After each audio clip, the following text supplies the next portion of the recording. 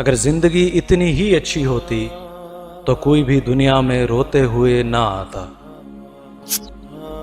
کبھی جو زندگی میں تھک جاؤ تو کسی کو کانوں کان خبر نہ ہونے دینا۔ لوگ ٹوٹی ہوئی عمارت کی اینٹ تک اٹھا کر لے جاتے ہیں۔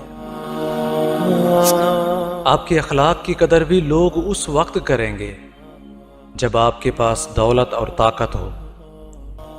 غریب کتنا ہی خوش اخلاق ہو، لوگ اس کے اخلاق کو اس کی مجبوری ہی سمجھتے ہیں۔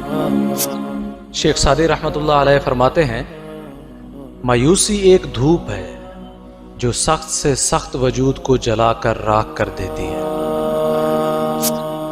ذمہ داریوں کے ہجوم میں جو چیز سب سے پہلے گم ہوتی ہے وہ بس اپنی شخصیت ہوتی ہے۔ حضرت ابوبکر صدیق رضی اللہ تعالی عنہ نے فرمایا، شکست کھانا بری بات نہیں ہے، شکست کھا کر ہمت ہار جانا بری بات ہے۔ رومی رحمۃ اللہ علیہ فرماتے ہیں، اپنی آواز کے بجائے اپنے دلائل کو بلند کیجیے، پھول بادل کے گردنے سے نہیں برسنے سے اگتے ہیں۔ فرماتے ہیں، ان چیزوں کو کبھی ظاہر نہیں کرنا چاہیے، کسی کا عیب، اپنے دل کا بھید، امانت کی بات، اپنی پوری طاقت، سفر کرنے کی سمت، اپنی تجارت، میاں بیوی کا راز، زیادہ ضرورت، اپنے دوست کے راز، اللہ کی راہ میں دی ہوئی خیرات۔ مولانا روم رحمۃ اللہ علیہ فرماتے ہیں، پرسکون وہ ہے جس کو کم یا زیادہ کی فکر نہیں۔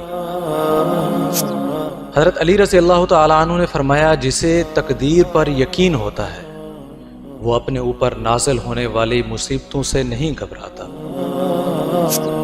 لوگ جب پوچھتے ہیں کہ آپ کیا کام کرتے ہیں، اصل میں وہ حساب لگاتے ہیں کہ آپ کو کتنی عزت دینی ہے۔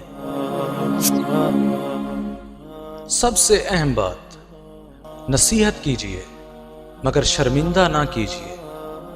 مقصد دستک دینا ہوتی ہے، دروازہ توڑنا نہیں۔ فرماتے ہیں، تہلکہ ڈال دیتی ہے عرش آسمانی، تہلکہ ڈال دیتی ہے عرش آسمانی میں، محبت جب جوانی میں خدا کا نام لیتی ہے۔ اور مجھے یقین ہے کہ میرا رب مجھے وہ بھی عطا کرے گا جس کی میری اوقات بھی نہیں ہے۔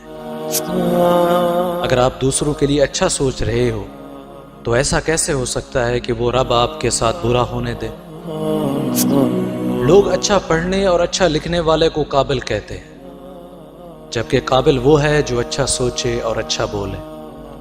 اس شخص کو دوست مت بناؤ جو کسی محفل میں آپ کو شرمندہ کرے، چاہے وہ مذاق میں ہی کیوں نہ ہو۔